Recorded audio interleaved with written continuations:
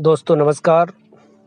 ध्यान के लिए आवश्यक साधनों में लास्ट में मैं बात करूंगा आपसे।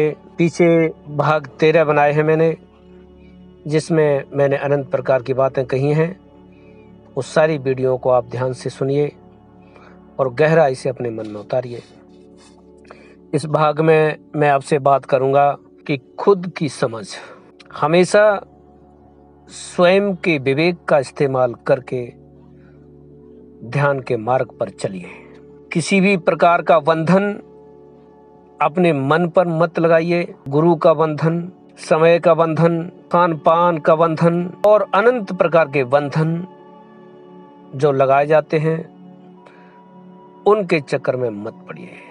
खुद की समझ का इस्तेमाल कीजिए और जहां से भी आपको अच्छी समझ मिल रही है, ज्ञान मिल रहा है, जिससे भी मिल रहा है, उसे लीजिए। अपने विवेक पर उसे खरा उतारिए और उसे जीवन में लागू कीजिए। इस परिस्थिति में इस समय पर क्या करना है वो खुद के विचार से कीजिए। ऐसा नहीं है कि जी हमने तो सिर्फ ब्रह्म मुहूर्त में ही ध्यान करना है, अगर वो समय निकल गया तो फिर नहीं करना है। एक समय, एक दिशा, एक आसन, एक ध्यान विधि का उपयोग करना बहुत ज्यादा लाभदायक है। मैं कहता हूं बहुत ज्यादा लाभदायक है।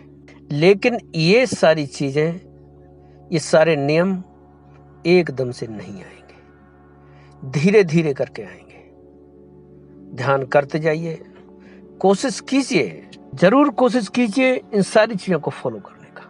खान पान का भी ध्यान रखिए, विचारों का ध्यान रखिए, सारी चीजों का आप ध्यान रखिए, लेकिन धीरे धीरे आ जाएंगे। ध्यान करते जाइए, बढ़ते जाइए, ध्यान करते जाइए, बढ़ते जाइए।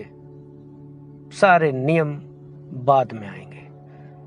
पहले नियमों के चक्कर में मत पड़िए, ध्यान स्टार्ट कीजिए। हाँ, ये मैंने पहले भी बताया है अपनी वीडियो में कि ध्यान करने से, स्टार्ट करने से पहले सारी चीजों को ध्यान से समझिए।